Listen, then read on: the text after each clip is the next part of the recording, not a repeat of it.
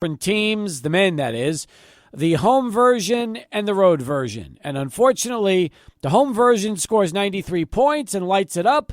The road version can't shoot 30% against Louisiana Tech. Now, in all fairness, La Tech is one of the best teams in the league. We know that already. They're 10-0 at home.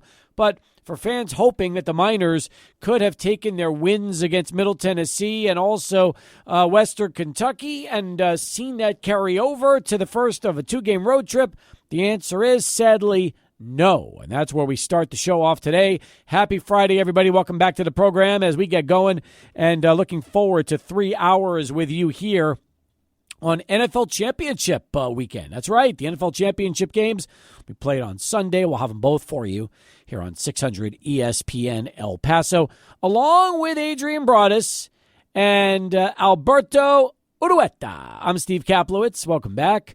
Good to have you here on 600 ESPN El Paso. Our phone number, 915-505-6009. That's 915-505-6009. A lot of messages on Twitter and X last night. Not a lot of phone calls after the game, and I understand why. I mean, for the most part, a lot of the fans, they'll comment, but they don't want to talk about it right now. They just don't. I mean, there does come a point where fans are just kind of, I don't know. I don't want to say it's easier to make a comment on your phone and post it than it is getting on the phones and talking to us for a few after the games. I get that. I understand it. And I guess it's been frustrating because for Miner fans, just when they're ready to see the team try to make progress and turn their season around, last night happens. And you can't fault the defense. I thought the defense was terrific last night. Kept them in the game for the majority of it. And you know what? They had it to 2 in the second half, and that's kind of why I thought the Miners would make that run. But before you know it went from 2 to 12. And I don't know who the La Tech announcer is on ESPN Plus who kept yelling Macho Man, like the Village People song Macho Man, which I thought was hilarious because every single time Bacho did something exciting, you just heard him scream out Bacho Man, which was, I mean, listen, we got to understand it's La Tech's announcers. They're not, being paid to be impartial. It's funny because, like, when I call the tournament games for UTEP, the Westar Don Haskins Sun Bowl Invitation, and I called those games with Leonard Owens, I tried to be as impartial as I could. I really did. Like, I did try to keep things absolutely down the middle. But last night, when that guy was screaming Bacho Man every time that Bacho hit a shot, it almost put a smile on my face because I knew he tried to keep it unbiased, but he just couldn't contain himself every time the big Frenchman got a bucket in and had to yell Bacho Man.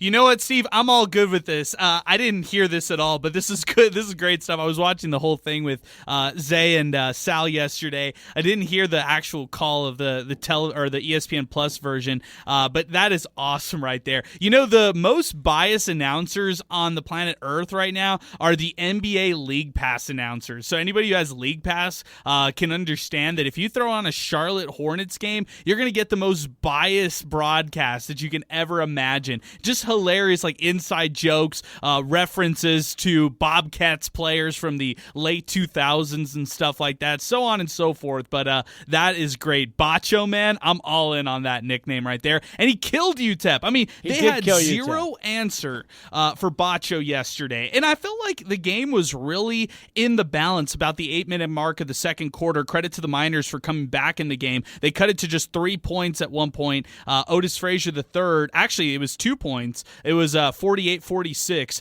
They end up, I'm talking about Louisiana Tech, making a layup on the other end. UTEP actually turns the ball over on offense. The Louisiana Tech team actually gets it on the other side, scores on a putback. So, again, they get an offensive rebound and score on a second chance layup. And I thought that's the point. The 7-minute mark of the second half was when they really distanced themselves from UTEP. And UTEP's just not built to, come from behind grind, sustain some adversity, and then try to continue against the team. They're just not built like that offensively right now, the way it stands on the road. And another poor shooting performance by the Miners. It's been all over the place, right? I mean, shooting-wise, they shot 59% on the road against Florida International. They went all the way and dipped to 30% and 36% against Loyola Marymount and Oregon on the road, respectively, in November and December. But then last night, 29.5%, worst shooting percentage by this team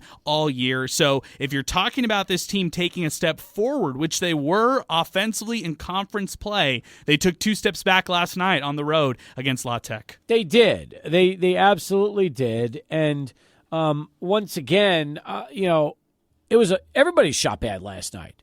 There was no good shooting effort from UTEP. Everybody had a poor shooting performance. I mean, Corey Camper Jr. was 1 of 9, and he played 35 minutes. And my attitude is, listen, I get it, right? He's one of your offensive guys. But if he's off, there's got to be somebody that can come in and play. Trey Horton was sick yesterday. Was that the story? Well, I'm not sure. He played 2 minutes yesterday and only attempted a shot. I thought the reason he didn't play more was because they didn't like the shot attempt that he had in the first half. But I'm not sure if that's the case or not. So he just didn't play the entire second half. They kept a very tight rotation in the second half. Yep. And so if you say no Corey Camper, I say who? Who else would you throw in? Baylor Hebb? Well, Baylor Hebb hit a 3. Yeah, maybe you just give him extended opportunities. Give him a chance. Listen, here's my attitude. When you can't shoot, bring in the guys that at least are supposed to be able to shoot, right? I mean, that's Trey Horton and Corey Camper's, Trey Horton and Baylor Hebb's. That's their reputation, is that they're shooters. Now, if they come in and they can't make a shot, fine. Take them out and keep the others back in. But what I'm saying is that if you can't throw it in the ocean and these guys can't make a shot, at least give the guys that are supposed to be shooters an opportunity to go in there and try to shoot the basketball. Yeah, but you could argue that that's also Corey Camper's role too. And, even though he's going 1 of 9, I thought his looks were a little bit better than guys like Zid Powell, who is really just attacking the basket and hoping to get fouled. And that's what he's good at, right? He gets fouled, he goes to the free throw line, and yeah, he can make some free throws for sure. But yesterday he wasn't getting the calls like he is used to at home. So I had issues with the front court, Steve. I didn't have issues with the back court. I mean, you saw what Kevin Kalu didn't do in this game. He didn't guard Daniel Baccio. That was his big task in this game. It was Calvin Solomon who played 16 minutes off the bench, but he fouled out, had a late technical foul, albeit a little ticky-tack. Couldn't get much from Elijah Jones, although I'd rather the Jones minutes versus the Kalu minutes, and I felt like they could have gone 5 guards the way last night looked, knowing that they weren't getting anything from their front court. And forget Derek Hamilton. They just abandoned him. Yeah, they did. They've abandoned him all season, right? They really have. So, yeah, it's, again, it's frustrating because a lot of Miner fans were hoping the last night was going to be a much different outcome than it turned into. That's all. And by the way, I watched Sam Houston State. I don't see UTEP beating them either because I watched that game and saw what they did to New Mexico State. UTEP and New Mexico State are very similar teams right now, in my opinion. They've both gotten very good at home, and they both can't win on the road. But, I mean, I feel like the UTEP-Sam Houston State game is going to be very similar to UTEP and La Tech based on what I saw with the Aggies last night. Yeah, I just think that you can't really call UTEP or New Mexico State a contender right now the way it stands. I think they're on the outside looking in. They're not even really a dark horse team as it stands right now until they both, each team can prove that they can win on the road, just in my opinion. Now, the Bearcats, they've got some talent. I agree with what you were saying there, Steve. I think the misconception was this team was going to take a step back going into this year 1 under Chris Mudge as Hooten left the program and as they took on their former coach last night in New Mexico State. What they've shown so far throughout conference play is they're very competitive, and even against teams like Liberty, which they lost 82-66, they're able to avenge it with a win against New Mexico State last night, 79-67, impressive victory. They're now 4-1 in conference play. That's huge. That is absolutely huge. All right, so, and by the way, UTEP will have their work cut out for them tomorrow against Sam Houston State. They really will.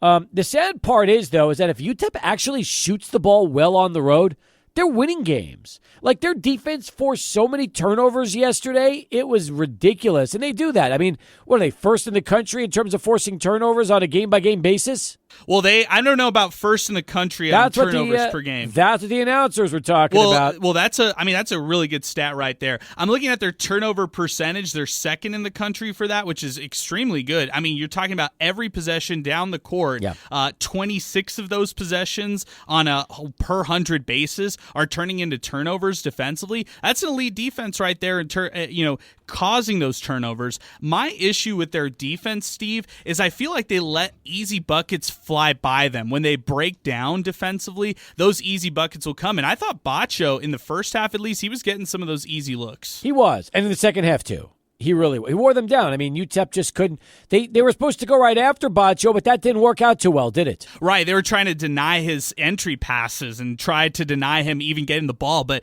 La Tech, credit to them, they were getting very creative, giving him the ball. He even took a handoff off Isaiah Crawford, dribbled it inside, got a foul drawn, and then went to the free throw line and sunk a free throw. So he's impressive. I mean, Bacho's got a lot of moves in his bag. This is definitely a team that should be contending. Unlike UTEP, this team should be contending for a CUSA title. No doubt about it. All right, we'll get some phone calls to get to. It's Championship Sunday in the NFL as well. We'd love to get your thoughts and comments. If you went to the women's game last night, that was a good result. Congratulations to Keitha and the UTEP women winning by 4 against La Tech at the Haskins Center. Domingo's going to get us started. Happy Friday. Domingo, what's going on?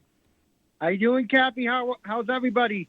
We're not as good as you, considering America's blanked FC Juarez 2-0 on Wednesday, and I'm sure a very, very happy night for you inside the Benito.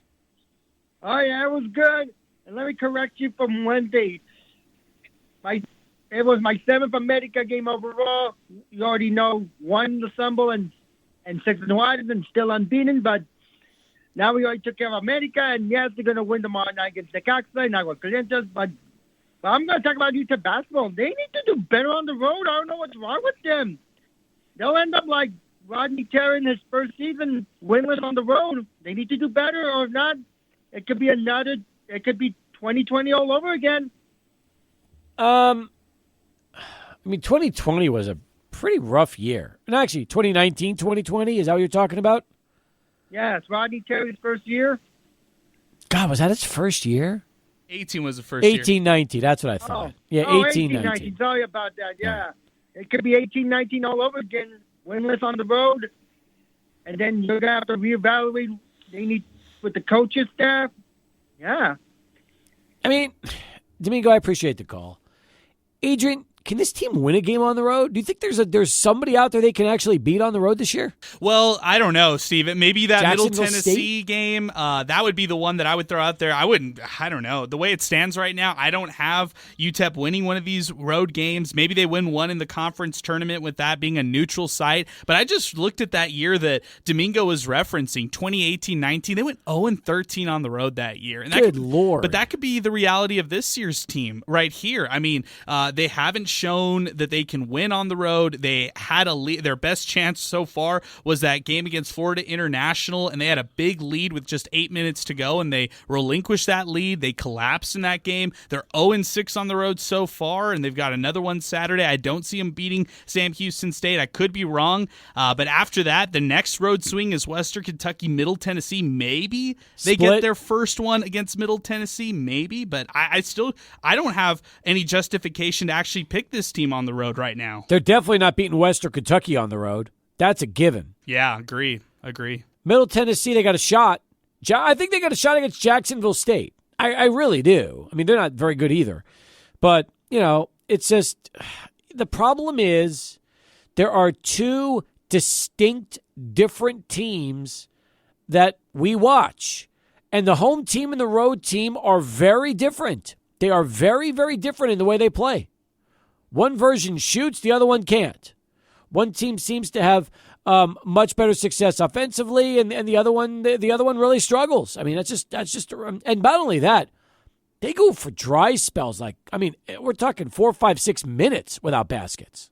Yeah, it feels like that's a repetitive tweet. Like, it sounds very redundant whenever I send that out, that UTEP's going through a scoring drought. UTEP hasn't scored in 4+ minutes, and that's a reality, a reoccurring issue that's happened, not even just on the road. It's happened at home as well. We want to see this team play better on the road. It's not like we want to see them lose. We want to see them win. But in order to do so, you have to put an effort that resembles what we see here at the Haskins Center. And until we get that, it's going to be the same results. And it's disappointing to see guys like Calvin Solomon really take a step back. And, Zid Powell, all the pedigree, all the hype going into the year, just not really pan out the way that they needed him to. No, you're right. That's the big problem. Didn't Solomon get teed up yesterday? Yes, late in the game, but still, it's like those things shouldn't happen. No, he's coming off the bench. He was all conference selection player. This shouldn't be happening. How are you talking trash when you're scoring 2-3 points a game? Yeah, I mean, when his minutes have diminished, depleted, he's lost his playing time to Kevin Kalu, who's not necessarily lighting it up himself in the front court. So. No, we all know Elijah Jones is the best scoring option of the three guys. I think so. I'd rather see him make mistakes. Hunter called in yesterday and was saying that himself. I agree with him. I think that you should see Elijah Jones play extended minutes and make mistakes versus seeing the same thing that you've seen from guys like Kevin Kalu. We'll give out awards. We'll take more calls. We'll talk Championship Sunday as well. And keep you rolling here on Sports Talk. Plus, another Broken Egg Cafe is now open for business. You can take advantage of that on dining deals. We'll tell you more about that and a whole lot coming up on the show today. Great program. We've got lots of guests. Lane Frank is going to drop by. The 600 ESPN El Paso, River Oaks Properties, Schoolyard Sports Studios. We've got Brian Clarhaut, who's going to be with us on the phone lines. Looking forward to that. We'll talk a little Loco soccer. But first, let's go to Charlie One and get this traffic update. 23 past the hour as we continue here on Sports Talk. 505-6009, our telephone number to get into the program. 505-6009. Still to come at 5 o'clock, it'll be Track Talk with Eric Alwan, voice of Sullivan Park Racetrack. We'll recap the busy week and preview the upcoming weekend in live racing. Normally that segment airs Thursdays at 5, but we had UTEP basketball last night. Man, I have tried to go to the ESPN Plus feed just so we can listen to Bacho Man.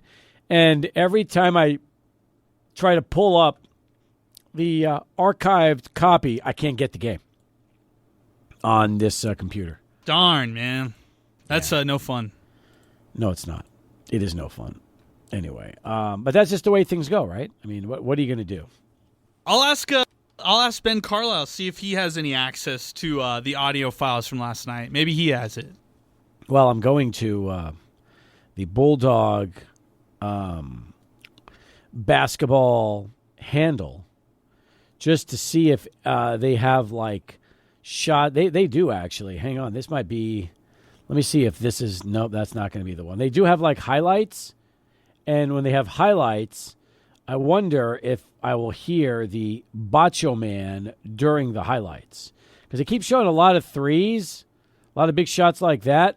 But I'm yet to see Bacho hit a shot. Oh, he had a block.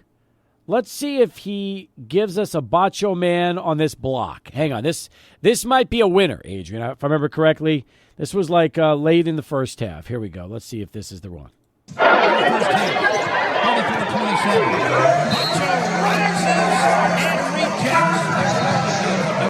No, that wasn't it. And I was hoping that was the one, the Bacho rejection.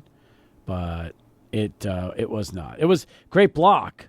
He had a couple of great blocks, but it's tough to get the Bacho Man like we had yesterday. But it was pretty good. Oh, this was a dunk. Let's see if I get one of these. Close. But anyway, yeah, you get the idea. By the way, that was a horrible mix. And it was a horrible feed last night. If any of you watched the game on ESPN Plus, they were like 2 seconds delay between the audio of the call and the actual video of the game. I kept thinking it was an ESPN Plus problem, so I kept trying to reboot the app, and I realized, nope, LaTeX feed just absolutely sucks. So that's unfortunate, but the way it was, and nothing you can do there. But anyway, yeah. And trust me, my first plan was to time John's call with the ESPN Plus feed, but I could not get the timing of John and the feed to match up. So I was left with the alternative, which was having to listen to ESPN Plus, and I was not happy. I was like, I spent a while working on trying to sync John Teicher with the feed, which to me is the only way to watch and listen to a game. But Adrian, for whatever reason, I just could not get the sync working like I wanted to. So I was left, unfortunately, having to hear the other feed. Yeah, it was a difficult night to try to do that because in the first half, it was like the typical ESPN Plus delay, maybe 20 seconds, 30 seconds behind. Second half, that delay increased substantially. There were multiple times where I would be watching the game with Sal and Zay, and I'd think to myself, man, this was like 3 or 4 possessions ago from where John is talking right now in real time. So, yeah, difficult to follow it from that aspect. So I was kind of watching basically recaps of every play that John would call. Callaway 007 gets into the program. The Miners remind me of the Cowboys' bad road team. But even the Cowboys beat some people on the road. Because the Cowboys were a bad road team. But they had their share of wins, a handful of them on the road. You know, the Miners haven't won a game on the road. Ugh. Yeah, if you wanted to be real pro UTEP and really defend them and say stuff, against what we're talking about right now, you would point out that the home win percentage across Conference USA is actually getting bigger for the home team. Now it's 19 of 23 games have been decided by the home team. That's now 83%, up from their initial 79% to start this week. So they're really finding success at home. So here's the thing, all right? I don't disagree with that stat. But if you want UTEP to be a team that in March can go to Huntsville, Alabama, and win the conference tournament, you need to see at least something on the road that gets you excited. Something, right? Otherwise, because they're all neutral site games. They're all neutral site games.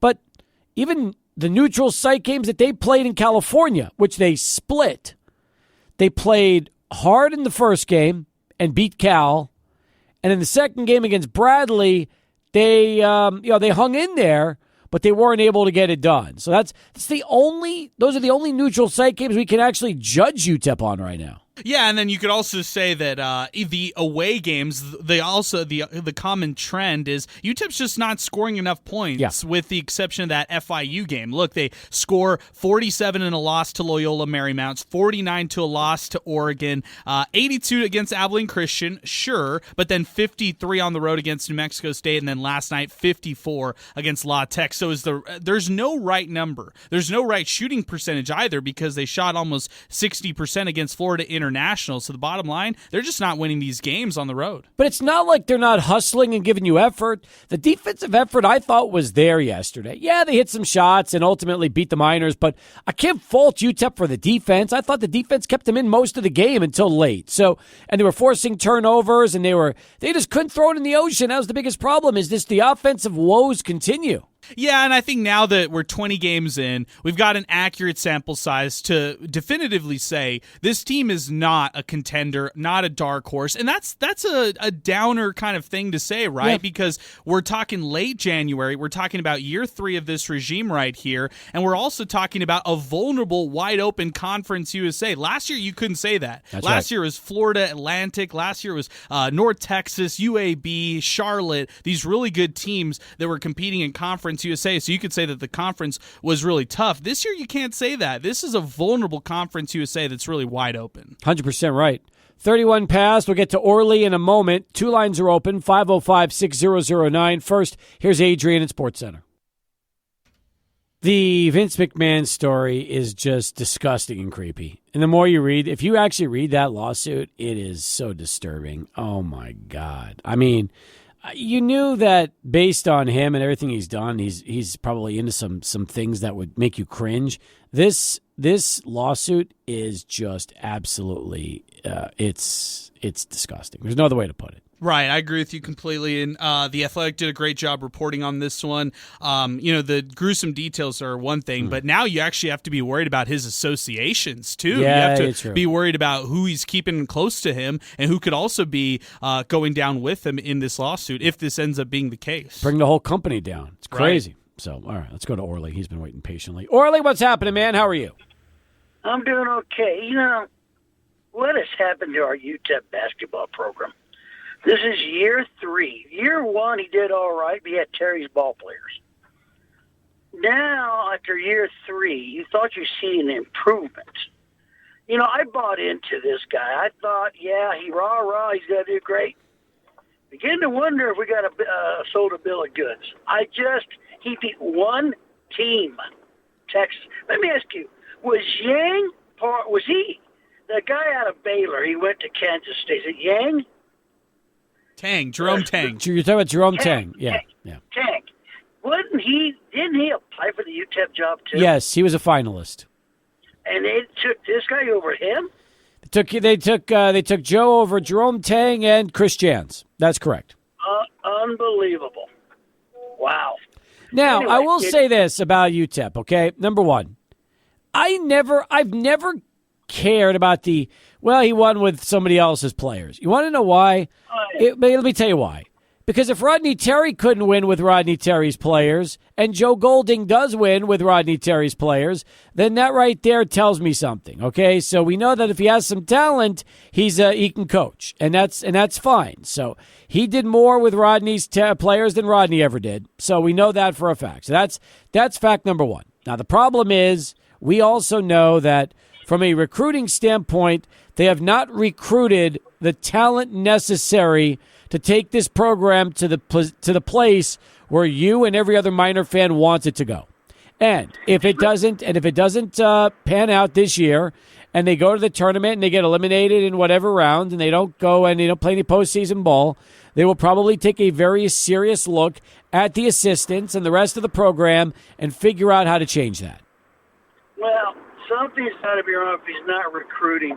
Understand, not only that, Steve, this is a watered-down conference. You don't have the big boys in this conference anymore. They didn't have them before they split out. But you had Florida Atlantic and some of the other schools, North Texas. You're right. But this is a watered-down league. 100%. Yeah. Now, let's go to the game Sunday. Yep. Do I think Deebo Samuel will play? Yeah. They've already announced he's playing. Did they already announce it? Yeah, he's playing. I figured he would. It's not a crack. They'll put an extra padding in there. And if you look on paper, the 49ers should win. That's looking on paper. It all depends who shows up. 49ers, I think, should. I'm going to predict hopefully a 38-20 score. I think the 49ers got the scare of their life last week. And it may have opened up the 49ers. Hey, you better show up for every game. If not, you're going to get beat. Yep. And then I'm looking at Kansas City, Baltimore. You never underestimate an Andy Reid and the quarterback, Mahomes. You can't count them out. But if you look on paper, it should be Baltimore. Should be a Baltimore-San Francisco Super Bowl, and if you go by the logos prove it. How accurate are the Super Bowl logos with the teams that play? Pretty accurate the last 4 times. Interesting. Well, I wonder how the NFL does that. How does the NFL know? How do they know? Well, that's a conspiracy theory out there. You hear people talking about it. Mm-hmm. But, let's just hope. I hope it's a good game, and I'm hoping it's a 49er win. If it is, it is. Then if it's not, the world's not going to crumble. All right. Appreciate you, Orly. Thanks for the call. If it is, it is. If it's not, the world is not going to crumble.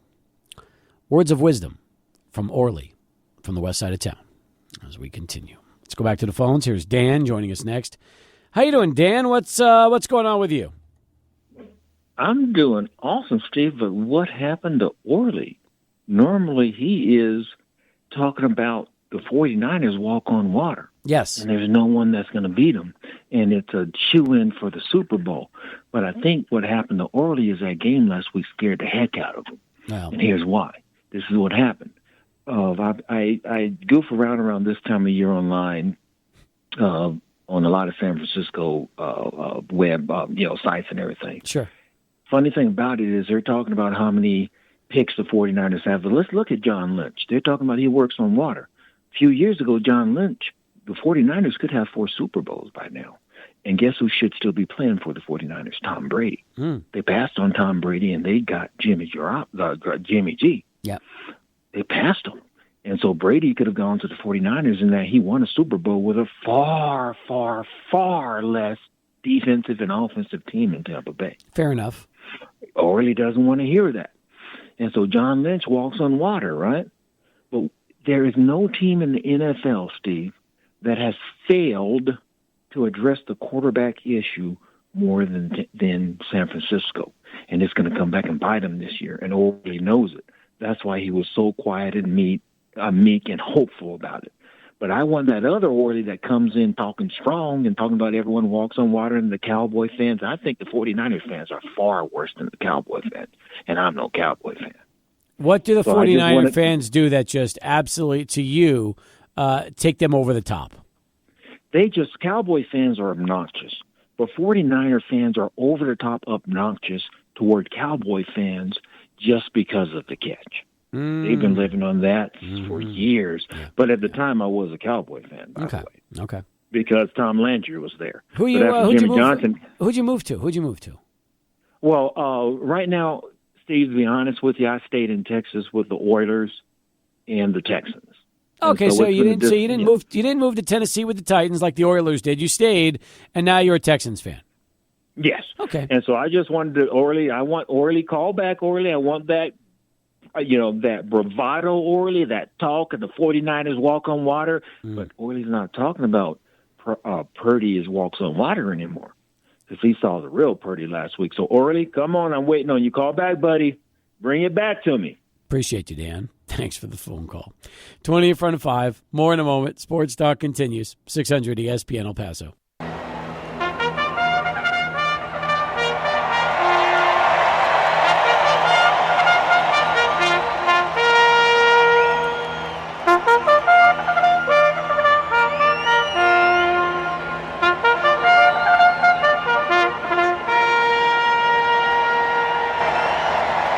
Welcome back, everybody, to another week here of Track Talk. Steve Kaplowitz joined, as always, by the voice of Sunland Park Racetrack and Casino. He is Eric Alwan. Eric, great to have you back. And as we head into another weekend of live racing, I think the biggest story is what happened last week. 6 stakes races over Thursday and Friday, including a prep for the Sunland Derby. I mean, we're not used to giving horse racing fans this much quality this early in the racing season.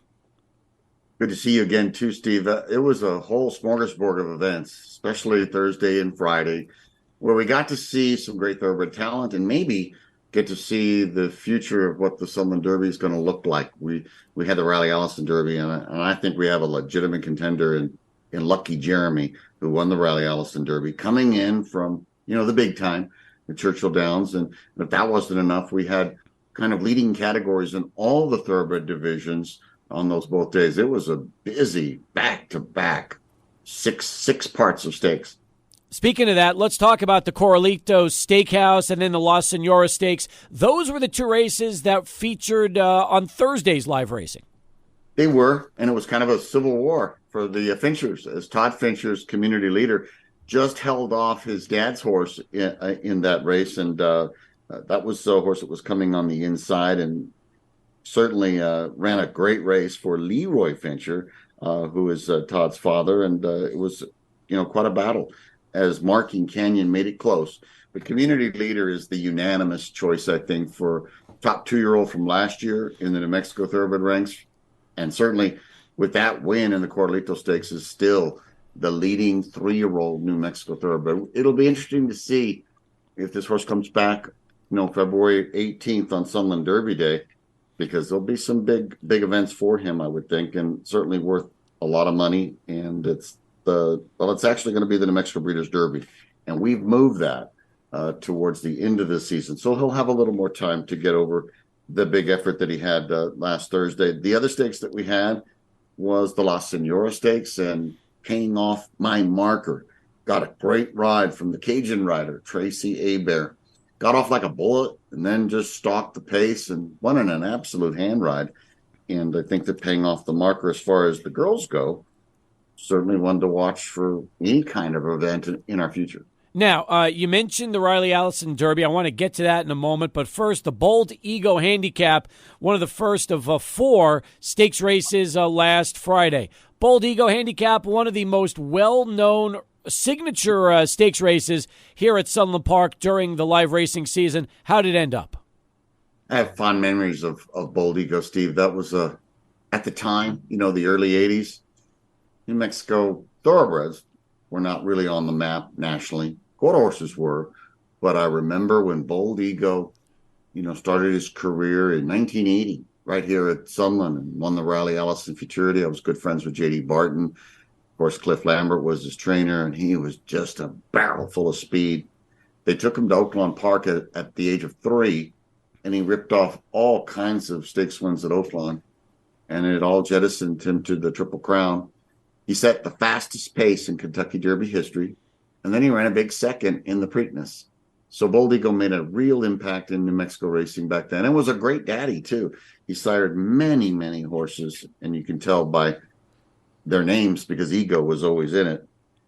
And at the time, Steve, that race used to be, it was always made for fillies and mares, and the winner of the race would get a free breeding to Bold Ego. So there was an extra bonus. Of course, Bold Ego's passed away, but in this year's Bold Ego, Chesterette for Bart Home waited for the speed to exhaust itself. It was a hot pace, and Bart Home, Chesterette, horse that I followed throughout her career, got the job done, and now has wins at Turf Paradise, Zia Park, and Sunland. It was a bit of a surprise because I thought that there might have been some other horses there that might have been a little classier.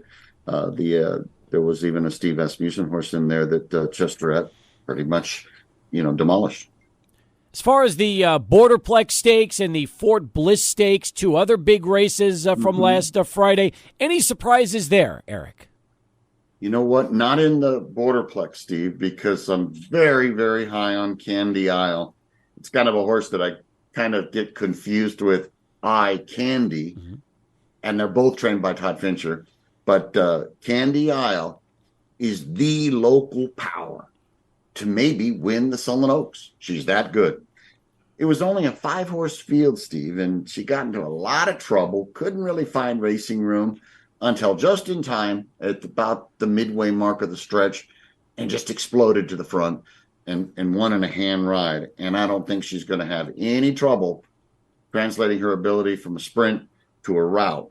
And Todd's got a major threat there to win that rich Sunland Park Oaks, which, by the way, is worth a lot of money and offers points to the Kentucky Oaks. So it'd be nice to see Todd be in the Kentucky Oaks again. I think he was in last year's running of the Kentucky Oaks with that nice filly, Full Connection, I think the name is, or Flying Connection. She ran 6th out of a field of 20 in last year's Kentucky Oaks. And, of course, strolled in our Sunland Park Oaks. In that race, our Sunland Park Oaks is worth $250,000.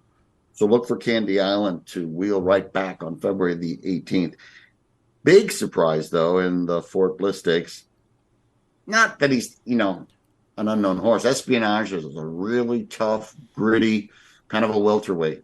But certainly a horse that's fought the battles throughout the entire nation, really. He's run big races at Oaklawn. And he got good again at New Mexico, running big races at, I called him winning at Albuquerque in a nighttime race. He did pretty good at Zia. And what happened in the Fort Bliss is, once again, the pace was so hot that the early leaders just could not hang on.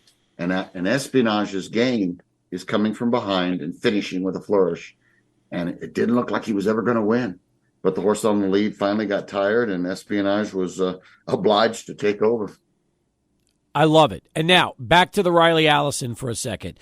You talked about the Churchill horse coming in. Was that something you expected for this race? Shippers, especially those coming from places like Churchill Downs, or did you feel like the Riley Allison was going to have more of a local flavor for that race? I was surprised. It made the race better. There were a couple of late scratches, so the field dwindled from 8 to 6. But I really like what I saw with Lucky Jeremy. All you need to do is put your eyes on him when he's in the post parade, and he's on his toes. He's ready to go. He's well bred. He's by a stallion called Looking at Lucky, who's highly regarded throughout the country. His owner, Jeremy Ramsland, I know we've talked about a lot, over the years, winning local stakes here. But he got a nationally known trainer, Bill Morey, and they got interested in our series of races. They are interested in running in the Sunland Derby, and they knew that it's important to maybe get a spin over the track, and they got it. And I think that he won with, consummate ease. He really looked that good. He waited. He relaxed. I think it was his first race around 2 turns. And that's always a big challenge for a young 3-year-old, because his win at Churchill was over the mud, and it was only 1 turn. But he waited to make his move. Boy, there were a lot of closing winners last week. Most of them came from off the pace. But Lucky Jeremy is just going to love a routing.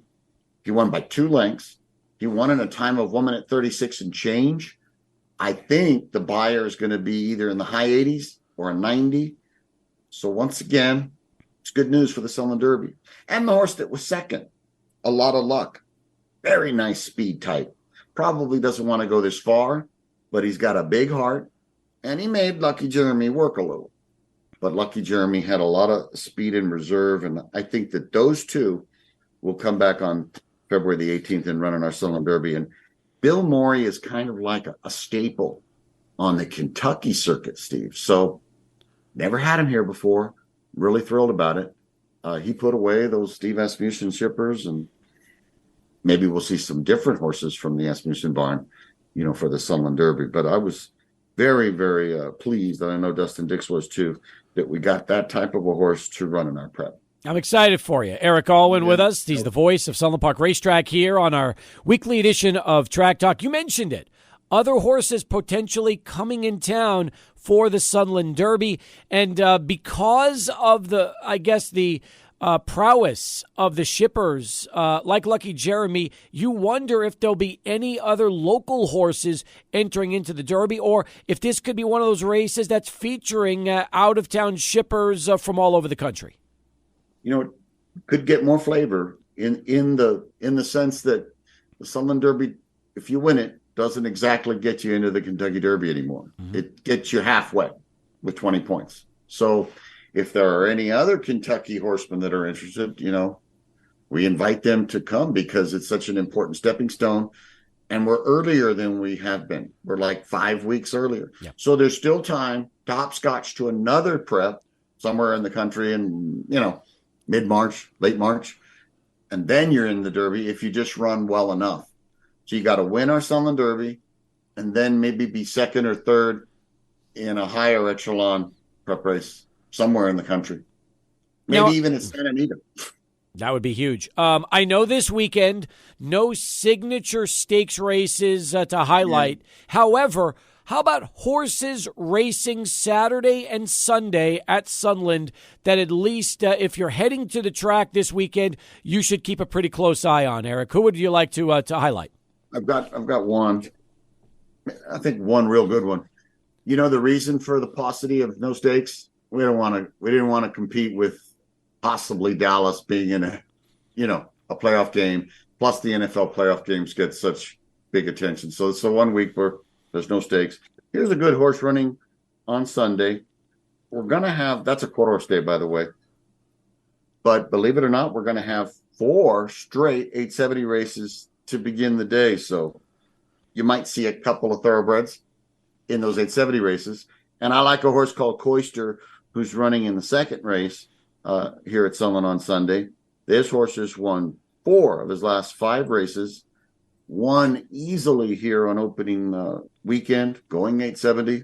Never seen the thoroughbreds do so good against the quarter horses going 870 as this year. But Casey Lambert, his trainer's got this thoroughbred just in tuned. He's a good speed horse going like 5 to 5.5 furlongs, but he might be an even better 870 horse because he just puts away his rivals with such ease. There's another horse in the race that possibly include as an exacta accompaniment, and that's Running in the Rain, who missed his break last time out. That means he got a slow start, and he closed to get second against a horse called Rocky Bar 6 last time out. But he made up about 5 lengths, and I've seen him win going 1,000 yards. So that's pretty close enough for me to endorse him going 870, for the bottom spots. But Coister's got the rail, Steve. So I think he's in a great spot. Even if he doesn't get the lead into the turn, he can find a path to run through and do very well. It could be an example of trying to wheel a horse. Do you know what that means? Like you take Coister, and then you take everybody else in the field. It would cost about $12 or $6 if you do $1. So as long as Coister wins, you hit the exacta. Well, that's nice, especially if potentially a long shot comes in second. That really would have a chance to pay. It could. And being that there's only 6 other rivals, it's not too expensive. Yep, I like it. Eric, as always, appreciate the time. Thank you, sir. We'll look forward to having you back with us again next week here on Track Talk. Take care. Appreciate it. We're back with Lane Frank, the host of the Schoolyard Sports Podcast. Episode 154 dropped this week. Check that out wherever you get your podcasts and audio and video on demand. He's got a lot to talk about. I'm sure it's his NFL Championship preview week, which we'll get to in a little bit. Now, you said it earlier. Your original preseason Super Bowl favorites were San Francisco out of the NFC and Kansas City out of the AFC. So you're honoring your picks. Now, was that the beginning of the playoffs or beginning of the season? Beginning of the season. Okay, that's terrific. So first off, congratulations. Thank you. Because if you made 2 picks and they're still alive on championship week at the start of the season, that's pretty impressive. Yep. Now, if you could do it over again right now, don't shake your head before I finish the question. Hang on. With everything you know at this point, would you change anything about it, or do you feel just as good with San Francisco and KC now as you did before the season started? I feel just as good with it. I think the Baltimore Ravens are an amazing team, and I actually picked them to win the Super Bowl last season. I said they get to the conference championship game this year, so I nailed the conference championship game too. But they're a really good team, but they're not going to be the Kansas City Chiefs. When you look at Patrick Mahomes, when you look at Andy Reid, he is going to scheme up something to win this game. This is the best defense Patrick Mahomes has had at his time the Kansas City Chiefs quarterback. The only thing holding them back this year has been the offense. Offense gets rolling against Baltimore Ravens. They get that win. And same for the 49ers. Lions, gritty team, not gritty enough to win this one. Okay, let's backtrack for a second. You picked Baltimore last year to win the Super Bowl. Okay, that didn't happen. Nope. You can make an argument that this Baltimore team is the best version of the Ravens we've seen, all right? Especially with Lamar Jackson. That this is the most talented Ravens team we've seen since he's been in the league. So, with that being said, and by the way, I agree with you. I picked Kansas City too. So I'm not trying to throw Baltimore at you. I'm just saying that they're the first overall seed. They got a terrific group, top to bottom. I saw what they did to Houston, and that was make their lives miserable. But I still like Kansas City because I saw what they did in Buffalo last week, and I just feel like with all the experience and this team still being very much intact from last season's Super Bowl championship team, that they will find a way to go in there and win. Well, Baltimore has a lot of talent, and it had a lot of talent last year. I thought last year they could have made a run, but Lamar Jackson gets hurt, misses the last 7 games of the season. They lose first round of the playoffs. Kind of crazy to think that Lamar had them in the playoff position with 7 games left. Yes. Then they ended up losing some of those games because Tyler Huntley had to play in them. We all know how that went. But for the Baltimore Ravens, the biggest thing they've had is coaching hires. Mike McDonald comes back to Baltimore in 2022 to be their defense coordinator after the terrible job Wink Martindale had done his first few years there in Baltimore. So Mike McDonald has done a great job. He might get head coaching look this year. He's transformed that defense. They're getting guys like Roquan Smith, Patrick Queen involved. They've handled their running back situation well after J.K. Dobbins goes down, Keaton Mitchell goes down, Gus Edwards playing great, Justice Hill playing good enough, and Lamar Jackson, you can call him the best runner in in football. I just don't think it's enough to beat the Kansas City Chiefs. Because the Chiefs' defense this year is the best they've ever had. Yes, and to go with that, I think the offense just starts to get clicking. They saw a game against Buffalo. It's tough to win in Buffalo, and it's even tougher to win in negative conditions. Weather. They're going to win this one in Baltimore. Okay. Let's go now to San Francisco for a second. I picked the Lions. And the reason I picked the Lions is because I was not impressed with San Francisco last week. Okay. To me, they should have lost that football game. In fact, if Carlson makes what should have been a pretty makeable 41-yard field goal, they have a 7-point lead with San Francisco getting the ball with about 6 minutes left with a chance to try to tie the game on a touchdown and send it into overtime. Or beat them if they went for 2, which I don't think they would have done. And, of course, we know what happens. He misses the kick. They march down the field, get the game-winning drive, and then they pick off Love at the end to seal that victory. So I felt like last week Green Bay outplayed them. I felt like Green Bay left way too many points on the board, but if you look at these two teams, Green Bay was the better of the two teams last week, but San Francisco was able to get the win. Detroit, to me, is a lot like Green Bay. Their head coach is fearless. He'll do anything. He's a little crazy, which I like. I like a little crazy in the NFL. Goff has had a resurgence in Detroit. They have a very nice running game with Gibbs and Montgomery. They've got one of the best receivers in the game in St. Brown. I love their rookie tight end in Laporta. Their defense has your guy, Aiden Hutchinson, and their defense is making plays. And I don't feel good enough yet about Brock Purdy, even though he was able to pull that game out late against Green Bay, to think that if Detroit comes ready to play, I feel like this could be the Lions' time, and they might be rolling in to take on Kansas City. The picks I made for Super Bowl 58. So for me, San Francisco is the best of these 4 teams.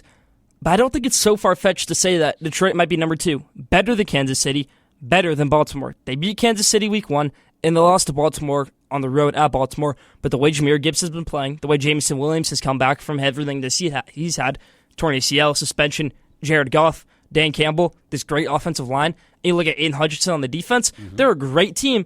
I just think the 49ers are the best team in the NFL. But again, you put the Lions up against the Chiefs right now, I'm going to pick the Lions. If you put the Lions up against the Ravens, I've got a real argument. Now, let's talk quarterback for a second. Okay. Lamar Jackson, Patrick Mahomes, Jared Goff, Brock Purdy. Where do you rank all 4 quarterbacks, top to bottom, at this point? Let me think about this for a second, because Brock Purdy, I'll compare him to, say, J.J. McCarthy in the Michigan system, where it seems like he does nothing and gets all the credit for it, kind of like how it seems with J.J. McCarthy, but he does the job well enough, doesn't turn the ball over that much, he does the job well enough to get them wins, so I don't think you could put Brock Purdy at number 4. I would say you put Jared Goff at number 4, because he can find a way to lose that game for you, whether it's turnovers, whether it's something else, but he's still a great quarterback. Number 3, I would put Brock Purdy, because he's not a generational talent. Lamar Jackson is a generational talent. He can throw the ball amazing, and he's also the best runner in football. Yes. But number 1, the guy who's won 2 Super Bowls, the guy who is the most ridiculous freak talent at quarterback I think we've ever seen, Patrick Mahomes. So you're going Mahomes, Jackson, Purdy, Goff. There we go. I'm fine with that. I might go Goff 3, Purdy 4, and the only reason is because Purdy is so new to this, especially in the postseason. I need to see more. You got to remember, he didn't play last postseason. He was hurt. So this is his first ever shot at the playoffs. And yes, last week was his first playoff win. So to put him over Goff, knowing what Goff was able to do in with the Rams and now Detroit, I don't know if I'm ready to do that yet. Well, for Purdy, he's won playoff games before. I know you said he only won that one last week, but he won 2 last year. Think about the Seahawks game and then the Cowboys game. Oh, that's true. And then he got hurt. Yeah, okay, that's fair. So that's Purdy, fair. Yeah. So Purdy has experience. I'm going to give him his flowers right here. Jared Goff, though, still has experience. These are 2 guys that get so much hate from everybody in the media, it seems like. But I respect them both. I think Jared Goff, his whole career, was kind of undervalued guy. I said he brought a team to a Super Bowl. Doesn't care who's around you. You bring a team to a Super Bowl as a quarterback, you're a high-level quarterback in the NFL. Same with Brock Purdy. Brock Purdy, I like to say, only 3 losses in his NFL career. 4 if you're counting that championship game last year, but he didn't get a shot in that championship game. So really just 3 in the regular season. It's a great, actually 4, that Ravens game, but great 49ers team. great Chiefs team. I like Andy Reid, obviously. Texted him this week, congratulating him on the win. He texted back, so that's kind of my reasoning for picking the Chiefs over the Ravens. I like that. That's good because, yes, Andy Reid gave you a response. Friend of my show. Asked you how the podcast was going. Maybe I'll get him on, maybe if he's not on the Super Bowl, we can get him on here when I'm hosting. Well, we want him on the Super Bowl, right? We do. We do, but also it would be nice to have him on here. Yes, it would. Adrian, give me your 4 quarterbacks ranked 1 through 4. So I agree completely with Lane's list. I would just like to emphasize the gap in tiers when you actually stack them up with the rest of the 32 quarterbacks across the league, because I think tier 1 across the league is Patrick Mahomes and him only. And then there's this big gap, and then it's the next tier 2 quarterbacks. It's Lamar, it's Josh Allen, it's Joe Burrow, and then there's another gap. And then you can start talking about other quarterbacks. And then I would put Jared Goff kind of below the tier of Matthew Stafford, guys like that. Justin Herbert? Yeah, below Herbert for sure. Yeah, Herbert I would put in kind of like the tier 3 class if you really wanted to quantify it. Especially now when you've got Jim Harbaugh. And then I would put Purdy in still left to be determined, in kind of that Trevor Lawrence conversation. Maybe you even throw Tua in that tier as well, where you're still waiting to see more playoff postseason success or non-success from these guys to give a full evaluation. But have you seen enough of Purdy to put him ahead of Goff in your rankings for this week? Yes, I think so. I think so far. I mean, I've seen the bad from Goff, and as a Rams fan, I've seen it, and I also appreciate how he's been more successful throughout this tenure with the Lions. But I think that Ben Johnson does a lot for him. I really do. I think that offensively, and I think you can make the same argument for Brock Purdy. But the difference is when you ask for those game deciding drives, I think Purdy will give them to you, just like you saw last week against the Packers. I think so too. 42 pass as we continue. All right. We'll come back. We've got a little more to talk about with you. We'll do that. We've got Lane Frank in the house. Sports Talk continues. 600 ESPN El Paso.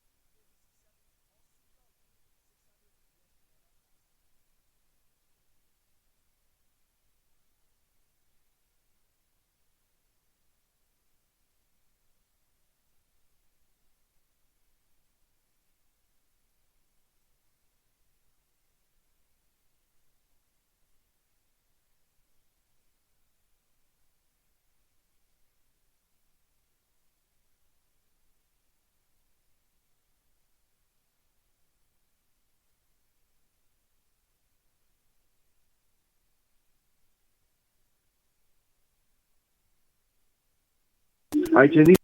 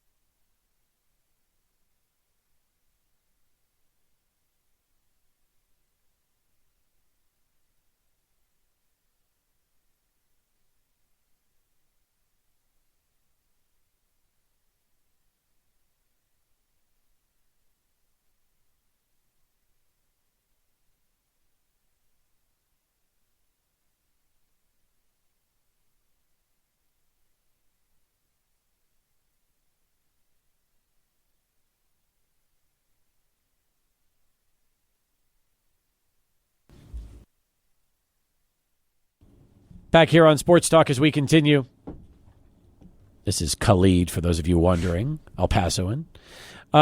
We've got right now Lane Frank here inside our 600 ESPN El Paso River Oaks Properties Schoolyard Sports Studios. In fact, I want to give a big shout out to River Oaks Properties for allowing us to bring you to the show each and every week. They sponsor our studios along with Schoolyard Sports. Episode 154 drops here this week. In fact, it's already out. What are you talking about at 154? 154, talking about Jim Harbaugh leaving the Michigan Wolverines to go to Los Angeles Chargers.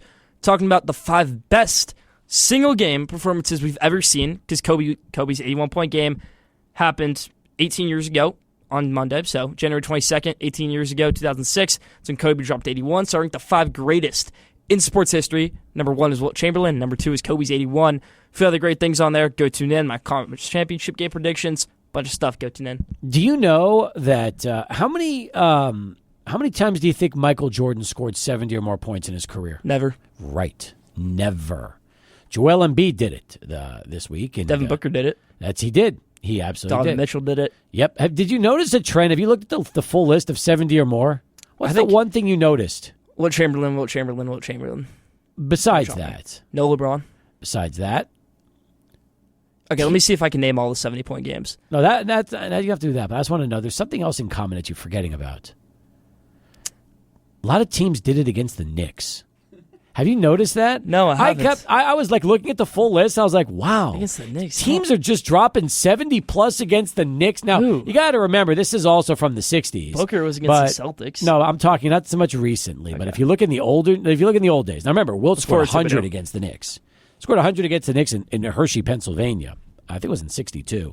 But there was a lot of games in which the Knicks gave up. I think Elgin Baylor scored 71 against the Knicks. Elgin Baylor was a bucket. Yes, he was. That's right. So it's a good stat, though. It really is. And by the way, you tell me, I mean, how good is Joel Embiid? Joel Embiid is amazing, but when you have to think about it, it's time for you now to do this stuff in the playoffs, not just the regular season. Who cares what you can do in the regular season? We know you're great.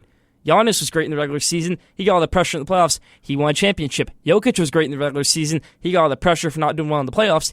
He is the championship. Joel Embiid, time to win a championship. Is Doc Rivers going to the Bucks going to do anything to Milwaukee come playoff time? Oh, that's pretty interesting to me because Doc Rivers is a guy where if things don't go well right away, he's going to want out. They're going to want out. It's a 5-year deal, and they just signed him 2 days ago, which is kind of crazy for an in-season hire to happen in the NBA. We don't see it much. I think the last time that happened was Chris Finch. And weren't they also like 30-13? I mean, it's not 30-13. This is not exactly like a team that's under 500 making a coaching change. This is one of the better teams in the East. Now, it's happened in the past. I mean, the Cavs had a similar record to 30-13 when they fired David Blatt midseason. They hired Tyronn Lue. Tyronn Lue ended up winning the championship with them that year, but a little bit interesting. Yeah, you know why David Blatt was fired? He was a fighter pilot. David Blatt had a lot of did issues you ever read the comments he made about being a fighter pilot? I know that he didn't know players could call timeouts. I knew that. Yeah, there was even better. Like he had some of the best comments ever for a head coach. We loved him on Sports Talk. Blatt was money. He was Sports Talk gold. Sherrone Moore is now the new head coach at Michigan. Let's talk about Jim Harbaugh going to the Chargers, the impact you think that's going to have, and how Moore now gets the permanent job. I think it's great for Harbaugh. He loves Justin Herbert. I saw him on a podcast a few months ago saying Justin Herbert's his favorite quarterback to watch. So when they fired Brandon Staley, I kind of thought that, all right, this is probably going to happen. Harbaugh to the Chargers. He'll get Justin Herbert. He'll draft his Michigan guys. I could see him easily drafting maybe Blake Corum, Mikey Sanders still, a few other guys. But when you think about it, Harbaugh wins a championship with the Chargers. What's next? Because you're not going to stay in the NFL forever. Is he really going to want to do that? But he's also not going to want to retire at 65. He's a football guy. His dad's 85 and still coaching. So is he going to want to go back to Michigan? Because that's not going to be a reality. I think this is a bad decision by Harbaugh, but for the Chargers, great decision. And Michigan, you like Moore. You think that will be a good decision when it comes to seeing how he will handle the team from here on out? I do. Okay. Tyrese Knight was given an invite today to the NFL Scouting Combine. How big of a deal is that? It's a pretty big deal. He had a great season. He did. I mean, Tyrese Knight is somebody that we could see now as a potential day 2 draft pick, especially if he tests out well. Wow. When was the last time a UTEP player did the Combine? Will Hernandez? I think it was Will Hernandez. And by the way, for a second pick in the second round by the Giants. So that was again, one of the higher ranked UTEP picks in a while. We'll see more guys go. We'll see Jeremiah Byers used to be at UTEP, Tyron Smith, Jacob Cowan. They'll all do the Combine. You think Tyron Smith? If he has a good year at Cincinnati, for sure. Okay. Excellent. Did you mention anything about your birthday on the Schoolyard Sports Podcast? Did not mention anything. No balloons? No balloons this week. Oh, God, you threw the balloons out for Michigan winning the national championship, but you didn't have it for your own birthday. I like that. Michigan winning in the 100th episode. Only time the balloons get burnt out. Okay, listen. We'll see you next week. And then a special announcement. You and Cade will be hosting, along with UTEP Zay, Sports Talk for us on Monday, February 5th. We'll be heading out to Vegas that day, starting our Radio Row celebration when we're broadcasting all week. And you're going to have a lot lined up for that show. It'll be great. We're excited for it. Can't wait. We'll see you then. Have a great weekend. Thank you, Steve. You got it. Lane Frank, folks, joining us as we wrap up hour 2 here on the show. I love it. Every time Lane is done, he gets up, he's ready to bolt before I've even stopped the show. It's just, he's got a lot going on. He's busy. Now he drives. He's got a lot happening. We've got our final hour next. Stay with us. Sports Talk continues. 600 ESPN El Paso. I'm old enough to remember when that song came out. Very popular song. I have the record. I have that Run DMC record. And then, of course, the movie Road Trip. I think it was Road Trip, where they were doing that, where that one kid was doing that dance to this song. Great musical choice, Adrian. I like that. Final hour is underway. We've got Alberto Urueta here as well with Adrian Broadus. I'm Steve Kaplowitz. Let's jump back out to our 600 ESPN El Paso Longhorn Distributing Hotline, where all of our guests always appear. And joining us on the Longhorn Distributing Hotline is the head coach and technical director of El Paso Locomotive FC, the one and only Brian Clarhaut. And Brian, welcome back to the program, and it's been a while. Good to talk to you. How are you today? Yeah, well, thanks for having me. I appreciate a great soundtrack intro. I thought that was from me. But all good, all good. Yeah, it's been a while. Thanks for having me. Sorry I couldn't come into the studio. I'm going to an academy game to see our younger players play in a little bit. But good to talk to you and good to be here in 2024. How you doing? Good? I'm doing well. First off, if I knew that Run DMC is your kind of tunes, we'll have it racked up for you every time. So that's perfect. That's we always like to know what kind of music our guests enjoy. That's for sure. Hey, we have old school hip hop coming from New York. That's right. My alley. That's right. Hey, so first off, Happy New Year. It's good to have you on. In fact, today's a big day because single match tickets went on sale today. So not only do we have the season tickets on sale, but single gamers on sale as well. Preseason's right around the corner. You mentioned the academy. There's a ton to talk about, and you've been busy reshaping your roster for season number 2. Yeah, it's been a busy off season. For me, you have to make some decisions. It's year 2 for me. I said in the beginning of 2023, hey, we got to get this club back in the playoffs. We were able to do that. A little bit more of a nail biter than I would have wanted it to be. Maybe the last time I was in the studio with you, I didn't expect it to be that much of a nail biter. Well, we brought in a lot of exciting pieces, a lot of experienced pieces, a lot of the top players in this USL championship, and a lot of guys that can score a lot of goals. So it was busy. Our staff did a good job, and I think the fans of El Paso are going to enjoy seeing these guys. I agree with you. And one thing I'll say is this. You had a tougher task in year 1 because you inherited a very large portion of your roster. How difficult is it when you come on board for the first time and you realize that most of the players you put out on the pitch are not necessarily players that you've been able to handpick? Yeah, it's part of a new coach joining any team, right? Not only in our sport, but, in any sport that you talk about. I came in December, right? Got going in January and looked at this team, and I was like, okay, what do we have here? What are the players like? And what's the best formation to play with the players that we have? And luckily, I think we were able to put something together. I didn't want to come in and put a circle in a square hole. I always say that. So we were able to kind of put something together, but that takes time, right? And that's a transition this year. Okay, this is the system I want to play. These are the players that are suited for it.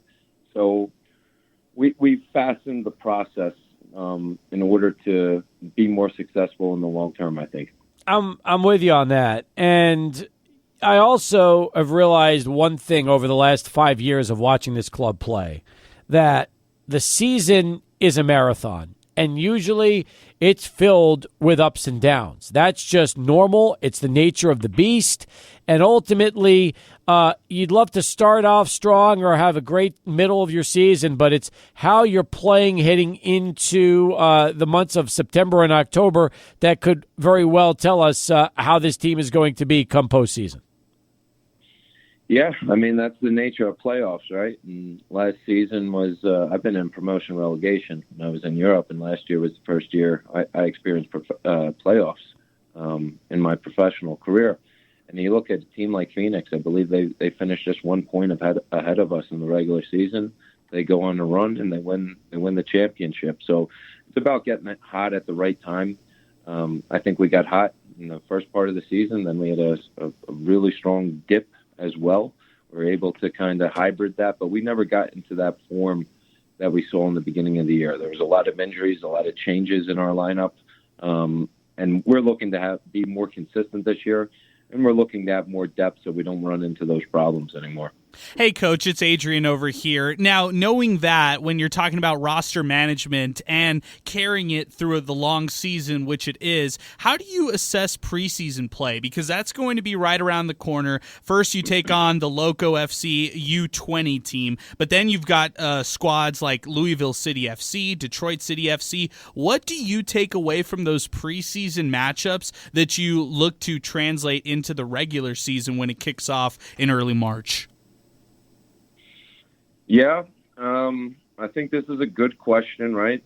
You can't get too hung up on results, but we want to win. We want a team of winners, and we want to be competitive from day one. I want to instill that culture. It's a lot of new players that have come in, so it's about getting those relationships, right? Okay, what players work well together? What is our best 11? What are things we need to get better at? What are things that we're good at? What are things that we're better with this guy in this position? So it's about finding that chemistry, right? So we're ready to go against Hartford in March. That's what I'm looking at. I think we have a pretty good preseason schedule, right? We start out with our academy, but then we got Louisville, we got Detroit, we got New Mexico, 3 teams in our league that are good tests for us. You also have matches played in El Paso and Tucson. And it's difficult, isn't it? Because you can't travel all over the country in the preseason. It doesn't make any sense. So you got to find almost that neutral site area where both clubs can go travel and play. And for El Paso, that seems to be a logical choice of Tucson, Arizona. Yeah, Tucson traditionally has been a big hub for preseason with both MLS teams and USL championship teams. This year it's changed a little bit. I would have liked to test us against MLS competition, right? Let's get challenged as soon as possible. It's changed in the last 2 years. A lot of these MLS clubs, they're going out to California or Florida, but we were fortunate to get a few good games there and a good team building trip for us as well. We get to go out to Tucson, spend a few days. We come back. We go to Tucson again, get used to games on the road, get used to how we travel, and get, like I said, bring this team together a bit. A lot of new faces. Let's spend some time together and let's compete and let's have a good showing. Brian Clarhaut's with us here on Sports Talk as we continue. Coach, first off, when you look at your roster this year and this season, and you compare it to last season, what is the first thing that at least fans should take note when they're looking at these two clubs? My first impression was scoring, and I noticed that you addressed that this offseason and brought on board, some veteran players that have been pretty successful around this league in putting the ball in the net. Yeah, I think the first thing from a fan's perspective, you look at where's Lucho. And Lucho, when you're doing these contract negotiations, things happen. Two parties have to agree. Lucho got injured last season. He was our leading scorer, and then we struggled to replicate that goal scoring after his injury. It was extremely difficult. So it's something I wanted to address this offseason. I looked at bringing in guys that score multiple goals. Amando Moreno from New Mexico United, 10 goals. Justin Dillon, big point player, team leading assist record in San Antonio. Joaquim Rivas from Miami, 10 goals. Fumi Moshabani from San Diego, 8 goals. So with these additions, with what we've had, with guys contributing 6, 5, 4, we'll have multiple players that have that knack, and multiple players that can come off the bench to add to the scoring threat for us. Yeah, that's the most important thing. And, you also kept a lot of your defense intact, which I think is important too, because defense seemed like for the majority of the season played well, kept you in a lot of matches, and it did exactly what you wanted. So sometimes when you know that you already have a good defense, you don't necessarily are trying to make a lot of moves during the offseason. Yeah, I mean, Benny Diaz, we brought in new keepers, Jamalio Waite, from Pittsburgh, who was one of the better goalkeepers in the league, won Save of the Year. Pittsburgh Riverhounds, Benny Diaz went to FC Juarez. We also got a loan from FC Juarez as well, a goalkeeper, Ramon Pascual, who has joined us, and Javi Garcia, who's been here. So we have 3 keepers that are fighting for the number 1. Defensively, we're able to make a permanent move for Noah Dolenmeyer from LAFC. And then we added a few pieces, Elijah Martin, Bolu from Miami, some guys that have some traits that we think that we needed to add. Good passers, good building out of the back, so we can kind of a bit more of a balance than we had at the end of last season. You mentioned Benny Diaz. I feel like this is a really good story because normally we see players from FC Juarez going to El Paso Locomotive FC. And that's been successful over the last 3-4 years. Not the other way around. But Benny Diaz is perhaps maybe starting a trend that we could see here in the future as the partnerships with these two clubs continue to grow. Yeah, the partnerships is growing, and I think it's a fantastic opportunity for both clubs, right? We have an opportunity to attract players because of that partnership. We saw firsthand with Benny Diaz, him moving to the top league in Mexico, young goalkeeper, has a bright future, and we hope that can continue. I think it gives us how could I put this, an advantage for recruiting players, especially Mexican-American players. Coach, another thing regarding FC Juarez, and we talked about this with General Manager Andrew Forrest before, but it's great that you all are taking on each other in the international friendly. That's less than 2 months from now, March 20th at Southwest University Park. What does this do for just the fans to see both of these clubs, which are under the same umbrella in Mountain Star Sports, play against each other in this international friendly? Yeah, I think it shows the relationship. I think it's great for the fans of the Borderplex and kind of unites the 2 professional soccer teams in the region. We're coming off a tough schedule at that time, but we want to have a good showing and we want to entertain our fans. And I think it will be an interesting game. I'm interested to see how it goes, and I think it's good. There'll be local players, there'll be big name players that FC Juarez has. I think it's cool. I think it's cool, and I think it unites not only our clubs but the Borderplex community. So I think it'll be a fun, competitive game, and I think the fans will really enjoy it. You also get to play 5 of your first 7 matches at home. I'm sure for you, establishing your home field is a big goal early on and giving the fans an opportunity to head out to the ballpark in March to watch you play. We need to be better at home. I think we had one of the best records away in the league. We struggled at home a little bit, and a part of attracting our home fan base is we need to be good at home, and we need to make it difficult to play at Southwest University Park and El Paso. So we're looking forward to change that trend this year and be a force to be reckoned with at home. I'm super excited. Like you said, we have, I think the first, what did you say, Steve? The first 3? I know the first 3. First 3 and 5 of the first 7. 5 out of the first 7. I mean, it puts us in a good opportunity, right? We need to take advantage. We're not traveling to the East Coast. Let's take advantage of this. Let's get comfortable on our home field and let's get some results and let's get the fans behind us from day one. You mentioned something when we started this interview, and I'm not talking about Run DMC, Coach, but you mentioned that you're heading out to go watch the Academy play here in a little bit. Talk a little bit about the growth of what you've seen from your youth soccer programs, specifically the Academy, that has given fans a glimpse into the future as you've had the opportunity to let some of your youngsters play on the big club. Yeah, it's fantastic. I think our academy director, Ivan, is doing a fantastic job. It keeps growing. We're producing good players there.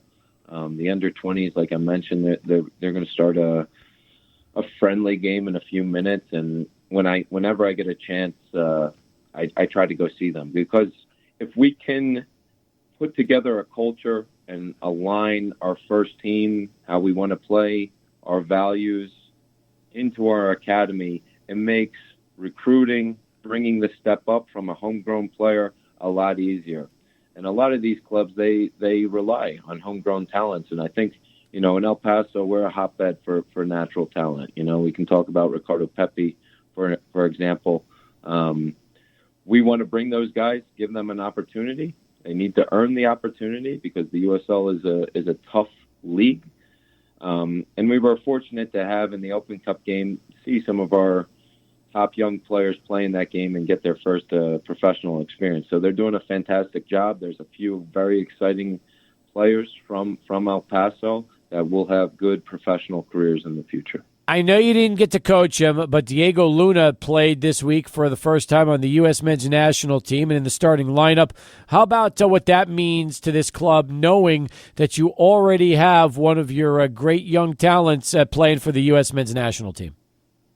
Well, I think it's a good example for players if we bring players from other clubs, but it's a shining example for our academy to see the growth and to see the step that Diego's taken.